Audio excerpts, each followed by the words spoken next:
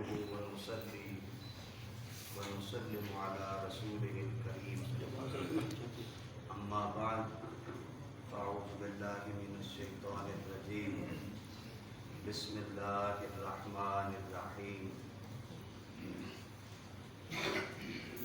وإن امرأة خافت من بعدها نشوزا أو إعراضا فلا جناح عليهما أن يصلحا بينهما صلحا والصلح خير صدق الله العظيم. اللهم صل على سيدنا محمد وعلى آله وصحبه سيدنا مولانا محمد وسلم عليه. السلام علیکم ورحمۃ اللہ وبرکاتہ. وعلیکم السلام ورحمۃ اللہ وبرکاتہ. قرآن مجید میں اللہ رب العزت نے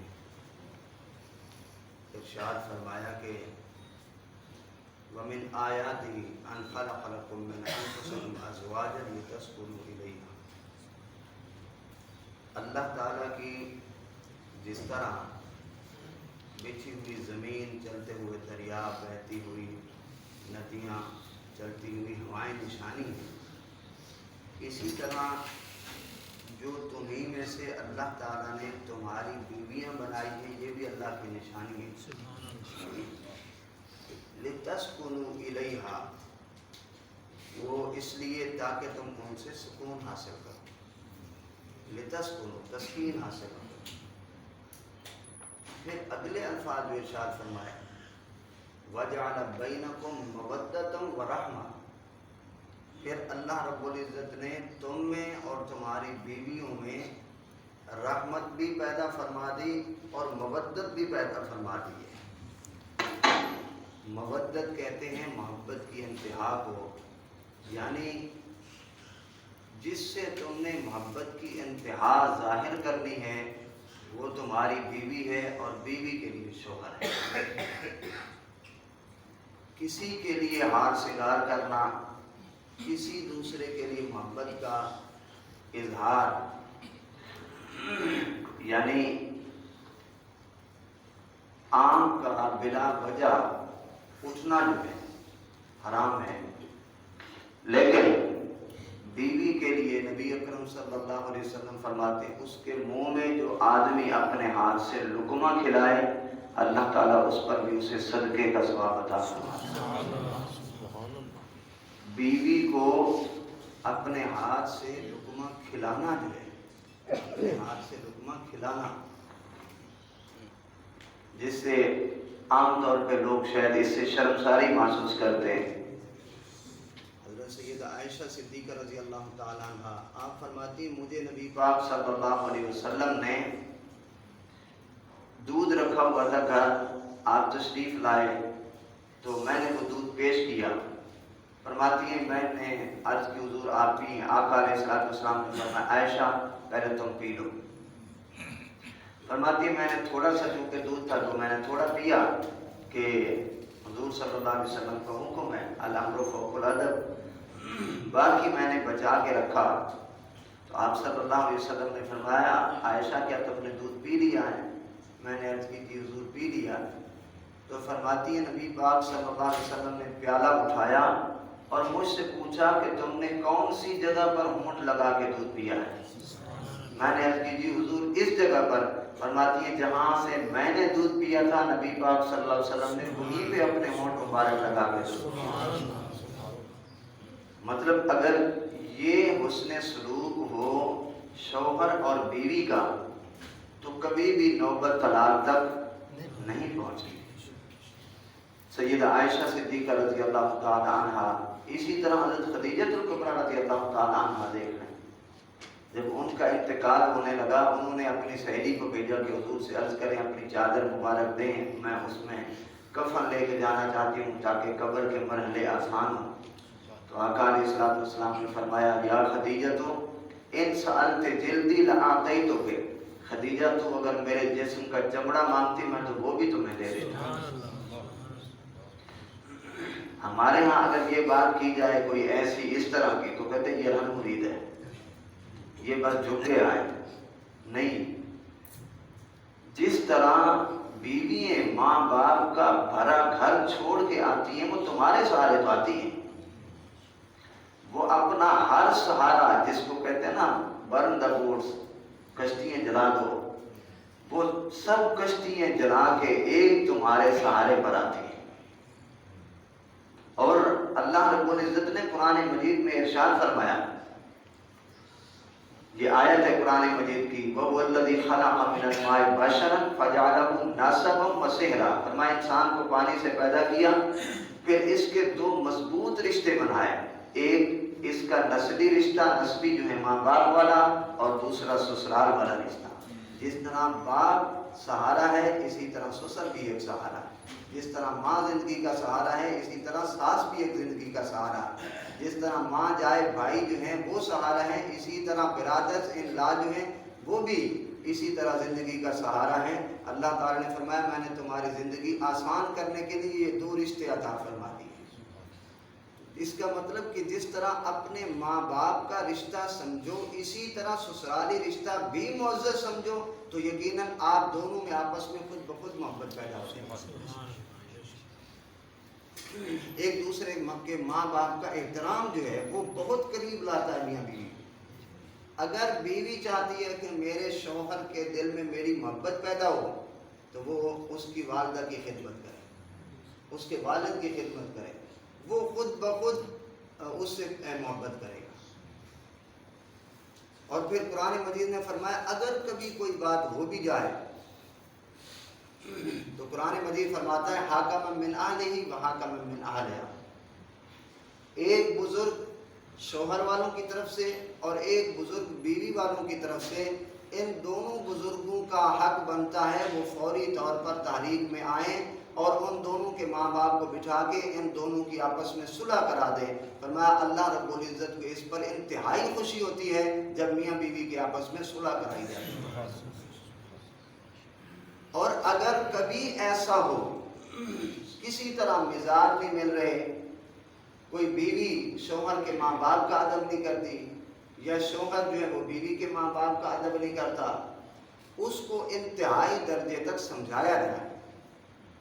پھر قرآن مجید نے 3 سٹیپ بیان کیے کہ اگر بیوی کے ساتھ تمہاری نہیں بن رہی فاعظوہن، اسے واعظ و نصیحت کرو، اس کو زوجین کے حقوق پر کسی اچھے عالم کا قرآن حدیث والا خطاب سناؤ۔ ایسا بھی اس سے بھی اس کا دل موم نہیں ہوا تو بڑوں سے کہہ کے پھر ان کو سمجھاؤ، ان کے ماں باپ کو کہو وہ سمجھائیں۔ پھر اگلا سٹیپ قرآن مجید نے فرمایا واہجروہن فی المضاجع، اگر پھر بھی ان کی آپس میں وہ مزاج اس کا نہیں موم ہو رہا تو فرمایا کہ اس کے بستر سے کئی دنوں کے لیے الگ ہو جائیں۔ جب بستر سے الگ ہوں گے تو آہستہ آہستہ اس کا ذہن جو ہے وہ بسیجے گا اور پھر معاملہ جو ہے صلح کی طرف چل پڑے گا۔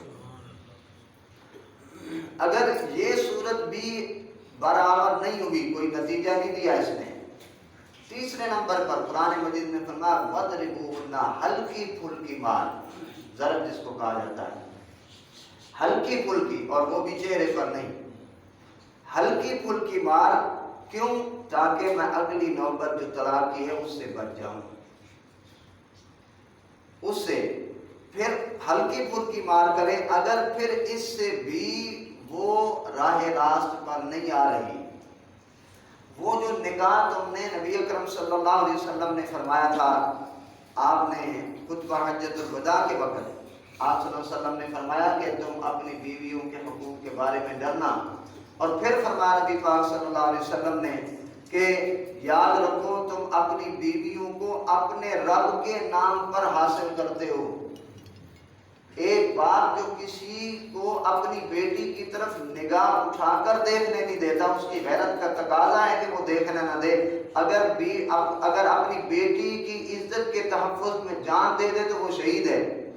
وہ جو دیکھنے نہیں دیتا، وہ اگر تیار کر کے تمہارے ساتھ اپنے گھر کے رخصت کر کے اپنے گھر سے تمہارے گھر تک پہنچا رہا ہے، وہ اللہ کی وجہ سے ہے، وہ اللہ کی وجہ سے ہے۔ تو فرمایا اللہ کی وجہ سے تم نے یہ رشتے تمہارے لیے حلال ہوئے۔ جب تم بیویوں سے حسن سلوک کرو تو اللہ کے اس مقدس دیے ہوئے رشتے کا لحاظ رکھو کہ اس کا اور میرا آپس میں تعلق اللہ کے واسطے سے ہے۔ اگر میں اس تعلق کی قدر کروں گا تو اس واسطے کی قدر کر رہا ہوں۔ اور اگر اس کی قدر نہیں کر رہا تو میں اللہ کے واسطے کی قدر نہیں کر رہا. تو لہذا کوشش کی جائے کہ کسی طرح یہ جو مقدس رشتہ ہے نکاح کا یہ ٹوٹنے نہ پائے. یہ مقدس رشتہ ہے. نبی اکرم صلی اللہ علیہ وسلم نے فرمایا 3 جگہوں پر جھوٹ بولنا بھی جائز ہے. وہ کون سی چیز؟ ایک تو جان بچانے کے لیے، جہاں جان کا جانا یقینی ہو وہاں اس سے بچانے کے لیے اگر ہو سکتا ہے. اور دوسرا فرمایا 2 آدمیوں میں صلح کرانے کے لیے، وہاں بھی بندہ جھوٹ بول سکتا ہے. اور تیسرا اپنی بیوی کے ساتھ بھی جھوٹ بول سکتا ہے تاکہ اس کا اعتماد مجھ سے نہ اٹھے اور اس کا مقدس جو میرے ساتھ تعلق ہے وہ برقرار رہے. تو اتنی بڑی چیز کو یہاں پر اللہ رب العزت نے بھی جس چیز کی اجازت دی تو اس کا مطلب وہ نکاح کوئی حیثیت تو رکھتا ہے، کوئی اس کی مضبوطی تو ہے. تو نکاح کو کسی طرح سے نہ توڑا جائے. کوشش کی جائے زبان سے ایسا لفظ نہ نکلے کہ جس سے نکاح جیسا مقدس رشتہ ٹوٹے. یاد رکھیں اگر یہ مقدس رشتہ ٹوٹے تو اس کی سزائیں بہت بڑی ہیں. اس کی سزائیں آخرت میں تو جو ہوں گی. دیکھیں جو بندہ لفظ طلاق زبان سے بول دے گھنٹے بعد اس کی حالت دیکھیں، اس کی اپنی حالت کیا ہوتی ہے، پھر اس کے والدین کی حالت کیا ہوتی ہے، اس کی بہنوں کی حالت کیا ہوتی ہے، محلے میں اس کی کیا حالت ہوتی ہے. گھر کی دہلیز پر آنا اس کے لیے جہنم سے کم نہیں ہوتا جو اپنی بیوی کو کسی وقت لفظ طلاق بول دیتا ہے. جب ایسا ہو جائے اس کے بعد اسے پتہ چلتا ہے کہ میں نے کتنا بڑا اپنا نقصان کیا. تو لہذا کسی بھی غصے میں آ کے یہ الفاظ ہرگز نہ بولے جائیں. نبی اکرم صلی اللہ علیہ وسلم نے ارشاد فرمایا، سنن ابو داؤد کی جلد نمبر 2 صفحہ نمبر 37 پر یہ حدیث مبارک ہے. نبی اکرم صلی اللہ علیہ وسلم نے فرمایا کہ تمام حلال چیزوں میں اللہ کے نزدیک ناپسند طلاق ہے. اگرچہ حلال ہے یعنی آخری حد تک اس کو استعمال تو کیا جا سکتا ہے، لیکن اللہ کے نزدیک انتہائی طور پر ہی ناپسندیدہ ہے. اسی طرح دوسری حدیث، یہ حدیث مبارک جو ہے جامع ترمذی حدیث نمبر 1195. نبی اکرم صلی اللہ علیہ وسلم فرماتے ہیں کہ روزانہ شام کو ابلیس اپنا تخت پانی پر بچھاتا ہے اور اپنے لشکر کو بھیجتا ہے، اور سب سے زیادہ مرتبہ والا اس کے نزدیک وہ شخص ہے جس کا فتنہ سب سے بڑا ہوتا ہے. شیطان اس اپنے چیلے کو زیادہ پسند کرتا ہے. ان میں ایک آ کر کہتا ہے کہ میں نے یہ کیا، میں نے یہ کیا. ابلیس کہتا ہے تو نے کیا کیا، تو نے تو کچھ نہیں کیا. دوسرا بندہ آ کر کہتا ہے کہ میں نے مرد اور عورت میں جدائی ڈال دی. وہ اسے اپنے قریب کر لیتا ہے اور کہتا ہے کہ ہاں تو نے بہت اچھا کیا ہے کہ 2 مسلمانوں کا خاندان تو نے اجاڑ دیا ہے. تو یہ لفظ طلاق جو ہے اس سے ہر طرح سے بچنا ہمارے لیے ضروری ہے. حدیث مبارک سنیے جس میں یہ بخاری شریف کی حدیث ہے، حدیث نمبر 4908. طلاق اگر نوبت پہنچ بھی جائے طلاق کی تو پھر کون سا طریقہ ہے طلاق دینے کا. مطلب کہ نوبت یہاں تک پہنچ گئی، ماں باپ کی عزت نہیں ہو رہی، بار بار سمجھانے پر بھی معاملہ جوں کا توں ہے، الگ ہو کے دیکھ لیا پھر بھی معاملہ نہیں بن رہا، بڑوں کو کہہ کے دیکھ لیا پھر بھی کوئی معاملہ نہیں بن پا رہا. تو اس کا طریقہ کار کیا ہے؟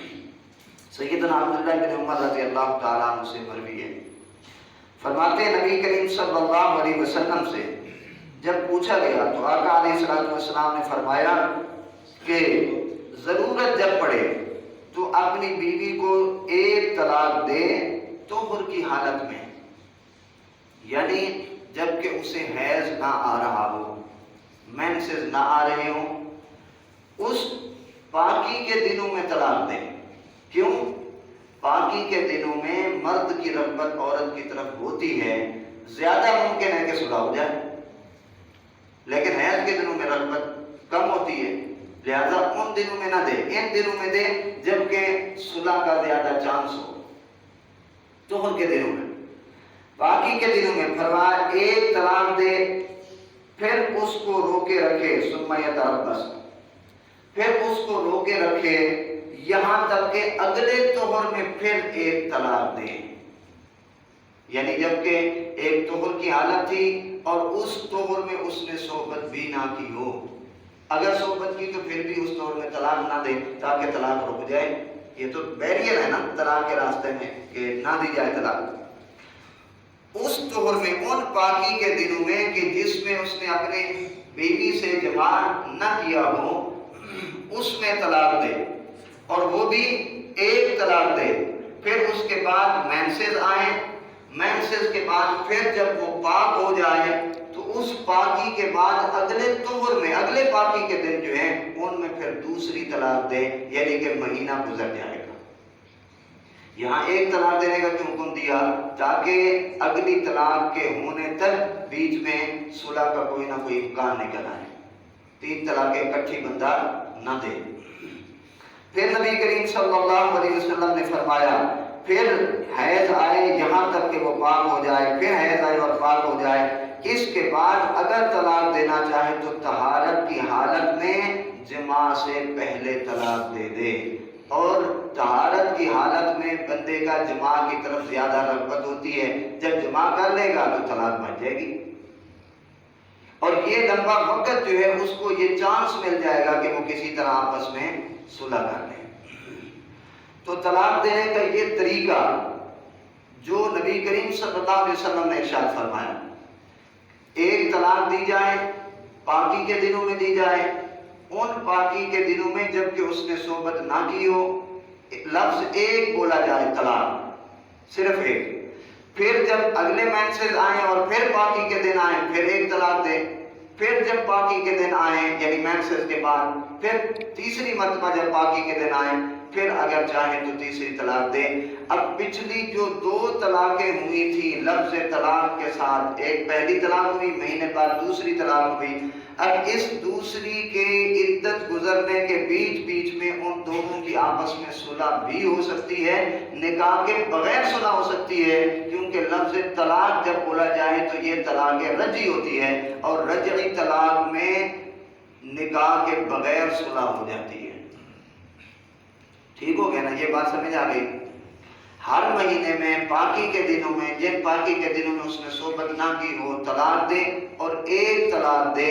پھر دوسرے مہینے جب طہر آئے پھر دوسری، پھر جب تیسرے مہینے طہر آئے یعنی پاکی طہارت سے طہر بول رہا ہوں وہ تیسری طلاق دے. یہ ایک مہینے کا اس لیے وقفہ رکھا گیا تاکہ ان کے بیچ میں صلح ہو جائے. سوال، اگر کوئی بندہ 3 طلاقیں اکٹھی دے دے تو کیا ہوگا؟ یہ حدیث مبارک جو ہے موطا امام مالک کی حدیث ہے، حدیث نمبر 1192، اور اس حدیث کے راوی حضرت عبداللہ بن عباس رضی اللہ تعالی عنہما مفسر قرآن جو ہے وہ ہے. فرماتے ہیں کہ ایک شخص نبی کریم صلی اللہ علیہ وسلم کے پاس حاضر ہوا، عرض کی حضور میں نے اپنی عورت کو 100 طلاقیں دے دی. 100 طلاقیں یعنی اس نے کئی الفاظ بولے ہوں گے، کتنا پتہ نہیں اس کے اندر غصہ ہوگا، تو غصے میں وہ بار بار کہتا رہا. 100 طلاقیں دے دی، اس پر کیا حکم ہے؟ نبی اکرم صلی اللہ علیہ وسلم نے فرمایا تیری عورت 3 طلاقوں سے تجھ پر حرام ہو چکی، اور 97 مرتبہ تو نے اللہ کی آیتوں کا مذاق اڑایا ہے. اس کا مطلب کہ جتنی طلاقیں تھیں نبی کریم صلی اللہ علیہ وسلم نے ان سب کو بیان وقت جو ہوگی تھی سب کو شمار فرمایا کہ نہیں فرمایا؟ اگر یہ کہا جاتا کہ ایک وقت میں جتنی بھی دی جائیں وہ ایک ہیں تو نبی کریم صلی اللہ علیہ وسلم فرماتے کہ نہیں یہ ایک وقت میں کیونکہ لہذا ایک ہے. اسی طرح ہمارے جو فتاوی جات جتنے بھی چھپتے ہیں ان سب میں کثرت کے ساتھ یہ احادیث جو ہیں نقل کی جاتی ہیں کہ 3 طلاقوں کو نبی کریم صلی اللہ علیہ وسلم کے دور میں بھی اور پھر حضرت سیدنا عمر فاروق رضی اللہ تعالیٰ عنہ کے دور میں 3 طلاقوں کو 3 ہی شمار کیا جاتا رہا. یعنی یوں آپ سمجھ لیں کہ ایک آدمی کے پاس 3 گولی ہیں، اس کی بندوق میں 3 گولی ہیں، اس نے وہ چلانی ہے، تینوں اکٹھی چلا دے تب بھی اس کی بندوق خالی، ایک ایک کر کے چلا دے پھر بھی اس کی بندوق خالی. اگر کسی بندے نے بیوی کو ایک مرتبہ کہا طلاق، پھر صلح کر لی، پھر 12 سال 15 سال 20 سال اکٹھے رہتے رہے، 20 سال بعد اس نے پھر ایک بار کہا طلاق، تو یہ دوسری ہوگی، پہلے والی بھی بیچ میں کاؤنٹ ہوگی. کیونکہ 3 گولیاں تھی، ایک اس نے 20 سال پہلے چلا دی تھی، دوسری ابھی چلائی ہے. اور پھر جو ہی وہ تیسری طلاق بولے گا، اگرچہ وہ 50 سال بعد ہی کیوں نہ بولے، تو پچھلی 2 بھی بیچ میں شامل ہوں گی، اور یہ تیسری طلاق طلاق مغلظہ ہوگی. اب ان کی کسی طرح آپس میں صلح نہیں ہو سکے گی. اسی طرح ایک ہے طلاق کی قسم طلاق بدعی. طلاق بدعی کا مطلب ہے کہ اگر بندہ 3 طلاقیں اکٹھی دے دیتا ہے، یہ اللہ تعالیٰ کے نزدیک ہے تو امر برا ہے. یعنی اس سے یہ کہا گیا کہ 3 طلاقیں اکٹھی نہ دو، کیونکہ اس سے بہت بڑا نقصان ہوتا ہے. یہ اس کو ناپسند کیا گیا ہے اس عمل کو. لیکن گولی چلانے سے بندہ تو مر جائے گا نا. گولی جائز طریقے سے چلا رہا ہو یا جیسے چلا رہا ہو، گولی جو ہی چلی بندہ مر جائے گا. طلاق ہو جائے گی، لیکن یہ عمل برا ہے کہ 3 طلاقیں اکٹھی دی جائیں، برا عمل ہے. اس لیے ایک ایک طلاق ایک باقی کے دن بھی دی جائے. اگر کوئی شخص اپنی بیوی کو یہ کہتا ہے، یہ لفظ بولتا ہے کہ میں تجھے سنت کے مطابق طلاق دیتا ہوں، یعنی جس طرح سنت کا حکم ہے اس کے مطابق طلاق دیتا ہوں، یہ لفظ بولتا ہے، تو اس لفظ بولنے پر اس کی بیوی کو باقی کے دنوں میں ایک طلاق ہوگی. کیونکہ سنت کی حکم دی گئی ہے، باقی کے دنوں میں ایک طلاق ہوگی. اگر کوئی نابالغ، جس طرح ماں باپ جو ہے نکاح کر دیتے ہیں کئی صورت میں، نابالغ نے طلاق دی تو نابالغ کی طلاق نہیں ہوگی. اگر کسی نے طلاق دیتے ہوئے کہا میں تجھے طلاق دیتا ہوں انشاءاللہ، تو بھی طلاق نہیں ہوگی. کہ اگر اللہ نے چاہا، اللہ تعالیٰ تو نہیں چاہتا کہ رشتہ ٹوٹے، تو لہذا انشاءاللہ ساتھ بولا تو انشاءاللہ ساتھ بولنے سے نکاح بھی نہیں ہوتا، اور اسی طرح طلاق بھی نہیں ہوتی. نشہ کی صورت میں طلاق ہو جاتی ہے کہ نہیں ہوتی؟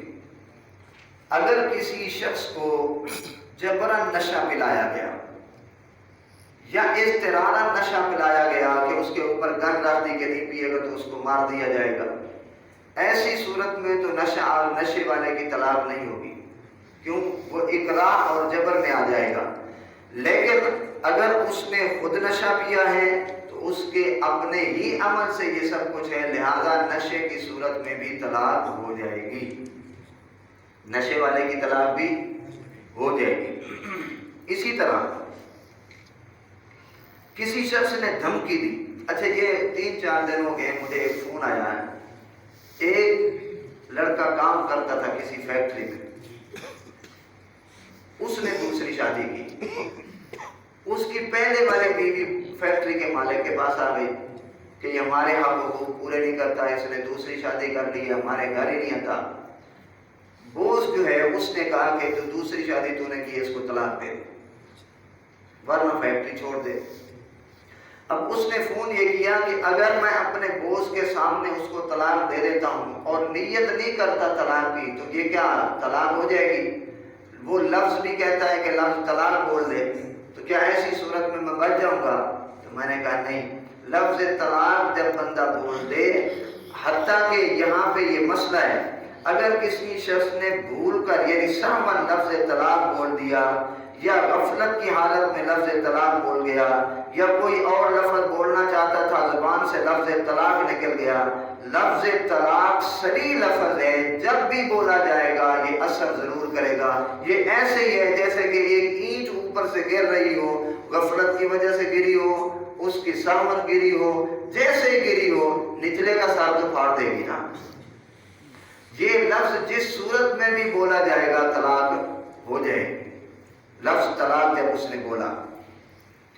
اسی طرح اپنی عورت کو اس نے کسی مرد نے کہا کہ یار تمہاری آپس میں لڑائی ہوئی تھی، تو نے اپنی بیوی کو طلاق دے دی. اس نے کہا ہاں میں نے دے دی. تو اس سے اگرچہ پہلے نہیں دی تھی اب ہو جائے گی. اس نے کہا تو نے اپنی بیوی کو طلاق دے دی. اس نے کہا ہاں میں نے دے دی. تو اس سے طلاق ہو جائے گی. مسئلہ نمبر 13 یہاں پہ لکھ رہے ہیں قاضی کی طلاق، یعنی ایک بندے کی شادی ہوئی، وہ چلا گیا دبئی، اب 7 سال ہو گئے، وہ آئے نہیں رہا، نہ خرچہ بھیجتا ہے، نہ مکان اس نے لے کر دیا، کرائے کے مکان میں بیوی رہتی ہے، اب وہ کیا کرے؟ اس کے لیے حکم یہ ہے کہ وہ خلا دائر کرے، قاضی کے پاس جائے، خلا دائر کرے۔ قاضی کی جو طلاق ہوتی ہے، قاضی کی طلاق، قرآن مجید فرماتا ہے بیادہ عقدۃ النکاح، نکاح کی گرہ مرد کے ہاتھ میں ہے، جب تک خامد خود نہیں طلاق دے گا، کسی اور کے طلاق دینے سے طلاق نہیں ہوتی۔ شوہر کا اگر باپ کہہ دے کہ میں نے تجھے طلاق دی، ہماری حویلی سے نکل جا، تو کبھی بہو کو طلاق نہیں ہوگی۔ مرد خود طلاق دے گا تو طلاق ہوگی، ورنہ نہیں ہوگی۔ اگر مرد وہاں پہ ہے ہی نہیں، پھر عورت جا کے خلا دائر کرتی ہے، کسی اور بنا پر کرتی ہے، تو اسے طلاق جج اگر جاری کر دے طلاق تو طلاق نہیں ہوگی، لیکن 2 بنیادوں پر اگر اس نے وہ دائر کیا تھا اپنا مقدمہ تو پھر طلاق ہو جائے گی۔ 2 دعوے کون سے ہیں؟ ایک تو اس نے کہا کہ مجھے خرچہ نہیں دیتا، مطلب کہ میں کیا کروں، مروں، نہ مکان ہے، نہ مجھے کھانے کے لیے کچھ دیتا ہے، گیا ہے تو واپس پلٹ کے نہیں آیا۔ خرچے کی بنا پر دعویٰ کیا جائے، یا پھر کہے کہ یہ شخص نامرد ہے، تو یہ چیزیں جو ہیں نکاح میں کوٹ ہوتی ہیں۔ نکاح کا ہونا وہ ہے ہی نسل کے اضافے کے لیے جائز، نکاح کا جواز نسل کے اضافے کے لیے، جو شخص ہے ہی نامرد اس سے نسل کا اضافہ جو ہے وہ ممکن ہی نہیں، اور جس کو وہ خرچہ نہیں دے رہا تو اس کی زندگی مشکل میں ہے آگے۔ تو لہٰذا ان 2 بنیادوں پر اگر کسی عورت نے جا کر مقدمہ دائر کیا تو جج کا کام ہے، دور گیا ہوا ہے، وہ آتا ہی نہیں ہے، تو اس کو بار بار 3 بار جس طرح نوٹس بھیجے جاتے بلایا جائے، اگر وہ نہ آئے تو پھر مرد اس کے یعنی جج جو ہے وہ اس مرد کے قائم مقام ہو کے طلاق جاری کرے گا، اور وہ ایک طلاق ہوگی رجی۔ اگر اس مرد کو پتہ چل جائے تو وہ پہلی طلاق کی عدت کے اندر 3 مہینے کے اندر اپنی بیوی سے دوبارہ صلح کر سکتا ہے، اور اگر وہ دوبارہ صلح نہیں کرتا تو یہ جو ایک طلاق تھی 3 مہینے بعد یہ ڈائریکٹ یہ بائنا ہو جائے گی۔ پہلے تھی رجی کہ جس سے وہ آپس میں صلح کر لیتے، 3 مہینے بعد یہ بائنا ہو جائے گی، ڈائریکٹ ہی ہو جائے گی۔ اب یہ عورت اس کے نکاح سے نکل جائے گی، پھر وہ 3 مہینے کی عدت گزارے گی، عدت گزار کے آگے جس سے چاہے وہ نکاح کر لے، لیکن چونکہ بائنا کی صورت میں وہ اس سے جدا ہوئی تھی، اب پھر اس سے نکاح کرنے کے لیے اسے حلالے کی ضرورت نہیں، بلکہ دوبارہ نکاح کے ساتھ بھی اس مرد کے لیے حلال ہو جائے گی۔ تو قاضی کی دی ہوئی طلاق جو ہے نا ان 2 بنیادوں پر جاری ہو سکتی ہے، اس کے علاوہ اس کی طلاق جاری نہیں ہوگی۔ عام طور پہ چونکہ جو طلاق دائر کرتے ہیں وہ کلام انہیں بھی پتہ ہوتا ہے، وہ ان کو سمجھا دیتے ہیں، اگر اس بنیاد پہ عورت یہی بنیاد سچی ہے، عورت اسی بنیاد پر دعویٰ کر رہی تو اس کو طلاق بھی ہو جائے گی، اور اگر معاملہ کوئی اور ہے، مطلب کہ کسی اور سے واسطہ بن گیا، پھر بہانہ یہ بنا لیا، تو پھر مرد تو گناہ گار نہیں ہوگا، عورت گناہ گار ہوگی اس معاملے میں، صاف ظاہر ہے۔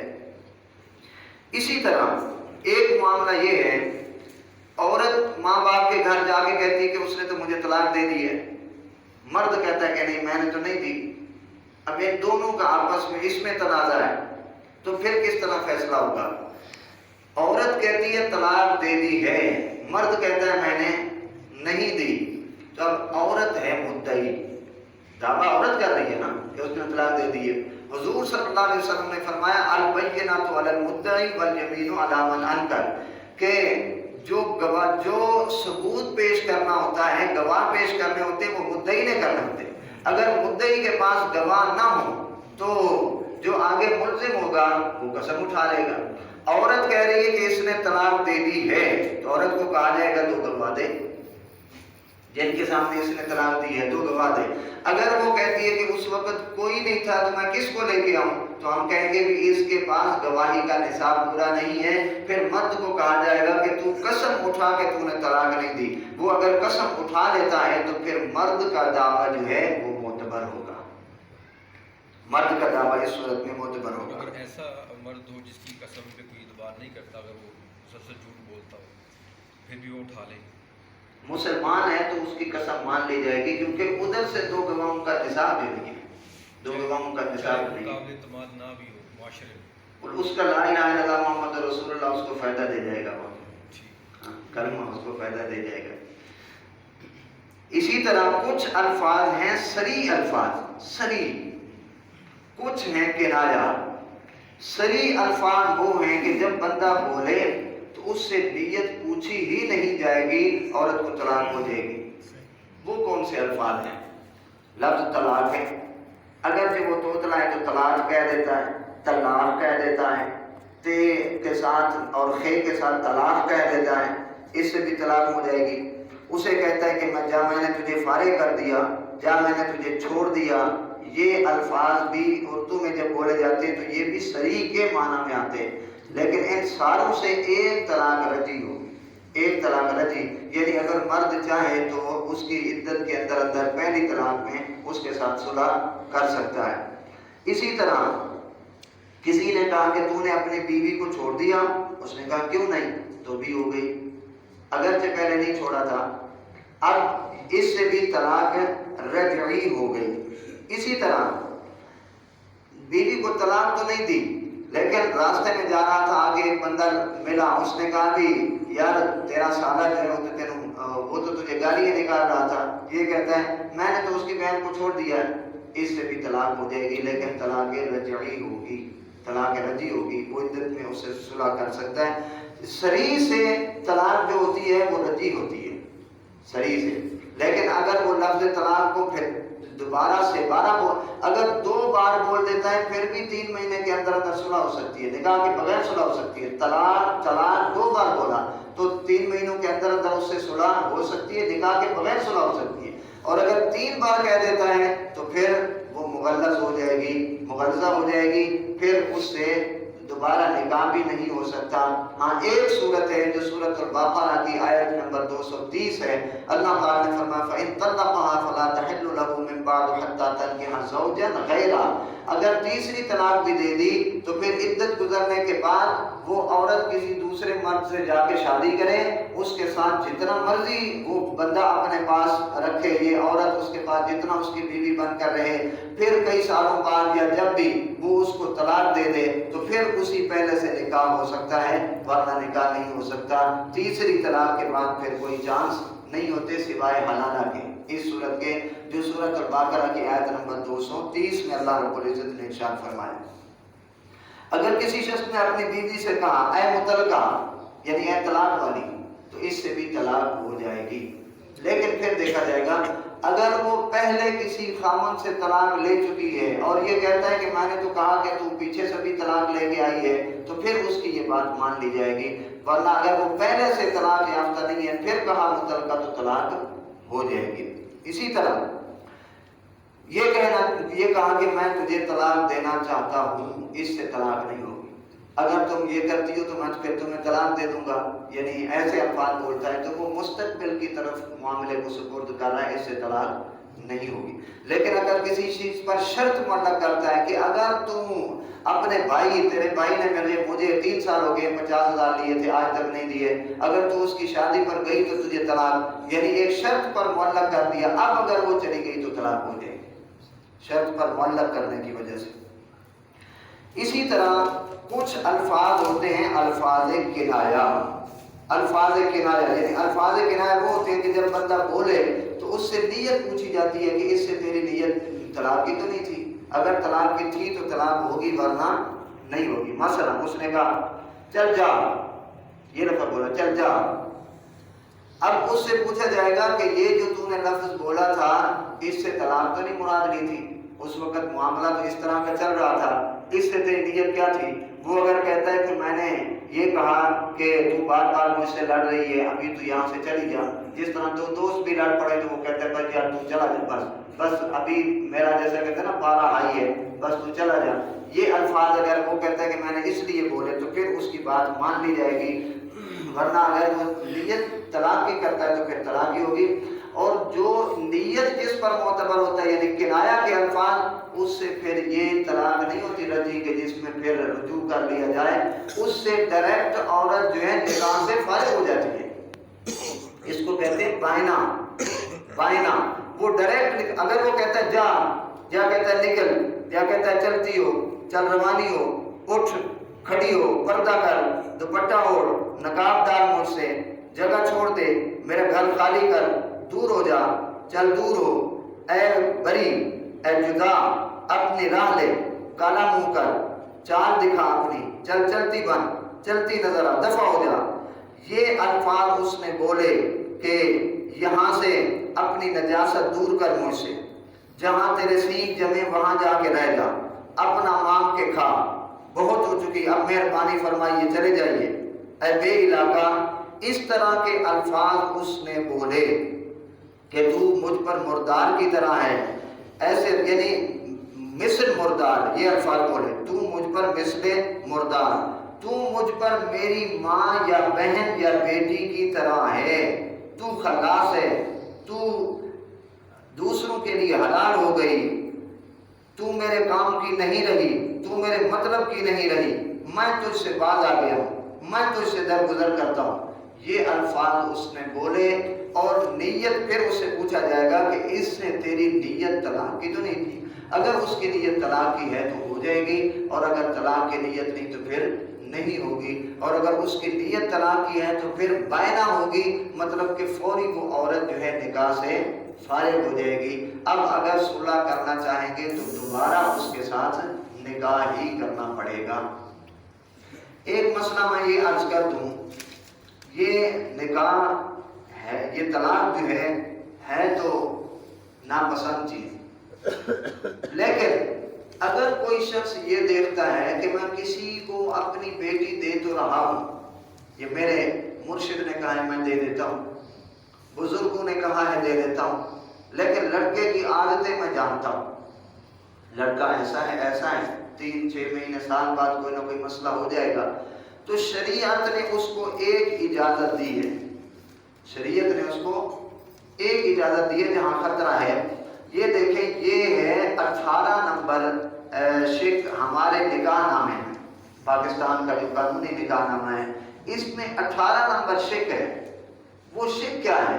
वो ये है कि आया शौहर ने तलाक का हक बीवी को तफवीज कर दिया है, अगर कर दिया है तो कौन सी शरायत के तहत, और इसमें बाहर शरीयत में आगे एक पूरा बाब है तफवीज तलाक का। तफवीज तलाक का मतलब होता है कि तलाक का हक था तो मर्द को, लेकिन उसने ये हक जो है बीवी के सुपुर्द कर दिया कि तुम अगर ये समझती हो कि मैं तुम्हें तलाक दे दूंगा तो ये लो तलाक का हक जो है मैं तेरे सुपुर्द करता हूँ, इसका मतलब कि मैं ये हथियार इस्तेमाल कर ही नहीं सकूंगा।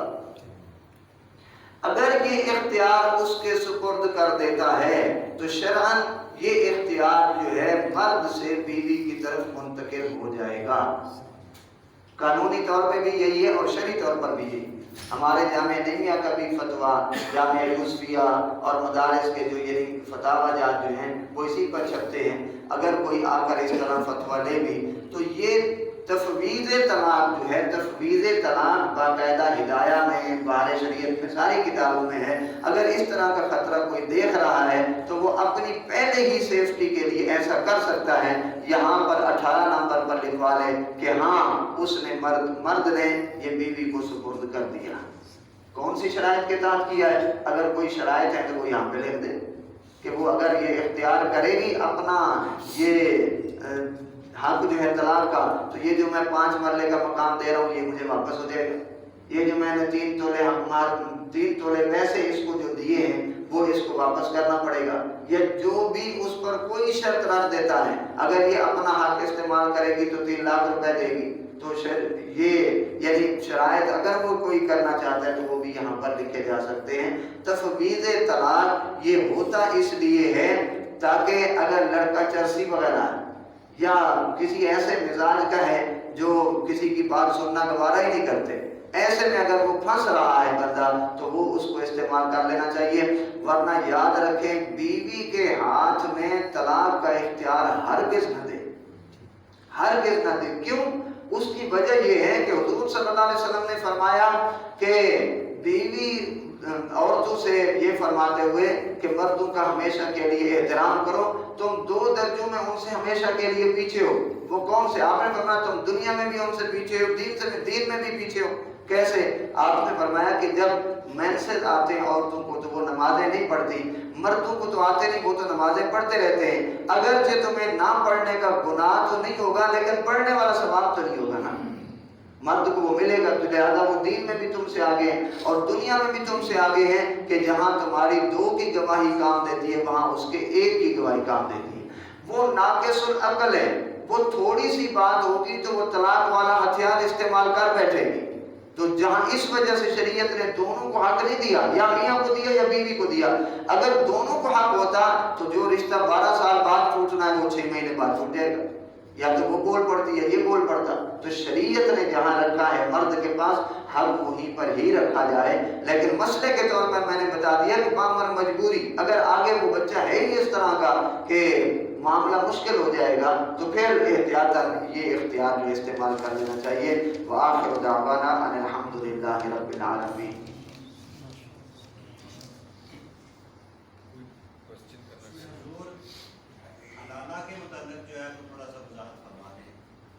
وہ میں نے سورۃ البقرہ کی آیت نمبر 230 جو ہے وہ اس پر عرض کی ہے۔ قرآن مجید نے ارشاد فرمایا پہلے الطلاق مرتان، طلاق 2 مرتبہ ہے، پھر فرمایا فَإِن طَلَّقَهَا، پھر اگر بندے نے تیسری طلاق بھی دے دی، فَلَا تَحِلُّ لَهُ مِن بَعْدُ، پھر وہ مرد، اس مرد کے لیے وہ عورت حلال نہیں رہے گی حَتَّى تَنْكِحَ زَوْجًا غَيْرَهُ، یہاں تک کہ وہ عورت کسی اور زوج سے شادی کرے، اور زوج سے شادی کرے۔ جب اس سے شادی کرے گی تو صاحب ہے اس کے ساتھ شادی کرنے کے لیے 3 مہینے کی عدت پچھلے والی بھی گزارنی پڑے گی۔ جب اس سے شادی کر لی، اس کے ساتھ کوئی وہ باؤنڈ نہیں ہے کہ 1 رات بعد طلاق دے دے، 2 دنوں بعد طلاق دے دے، وہ چاہے تو ساری زندگی طلاق نہ دے۔ اس کو مشروط کی صورت جس طرح بزرگ فرما رہے ہیں کہ یہ نکاح کراتے ہوئے آپ اگر یہ کہیں کہ اس کا نکاح 2 دنوں کے لیے تیرے ساتھ کر رہے ہیں تو یہ شرعی طور پر نکاح ہی نہیں ہوتا، شرعی طور پر نکاح ہی نہیں ہوتا۔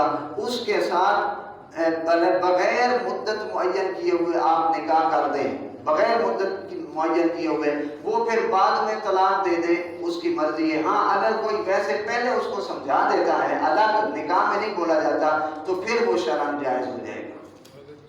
جو طلاق یافتہ عورت ہے حلالے کے لیے جو نکاح کرنا چاہتی ہے، وہ پہلے جو ہے جو مجلس ہے اس کو یہ آگاہ کر دیتی ہے کہ میں اس کے ساتھ نکاح کر رہی ہوں، اتنے دنوں کے بعد میں اس کی زوجیت ادا کرنے کے بعد اس کے نکاح سے اس کے لیے حرام ہو جاؤں گی، ایسے الفاظ کو استعمال کرتی ہے۔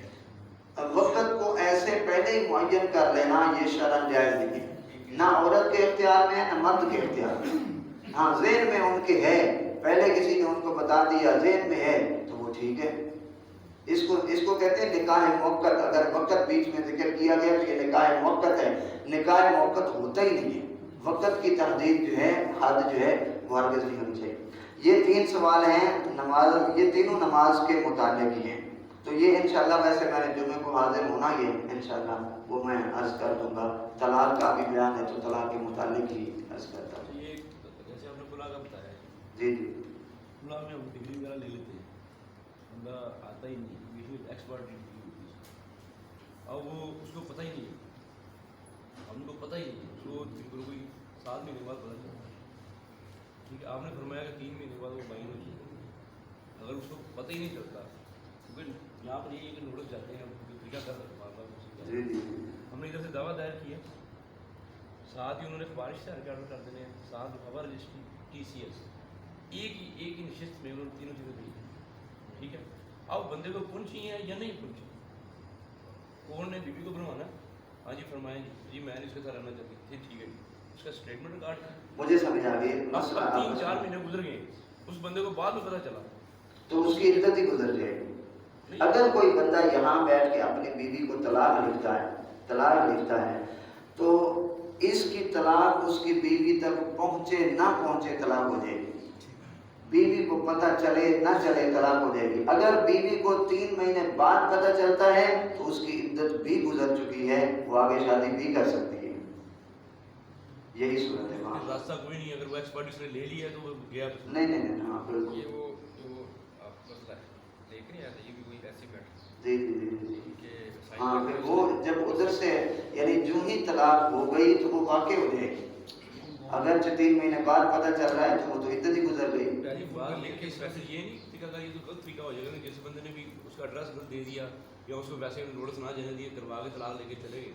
और मैं ये कहता हूँ मिसाल के तौर पर बंदा, असल चीज़ ये है कि जब जज जारी कर रहा है ना तो यूं समझे कि वो बंदा जारी कर रहा है।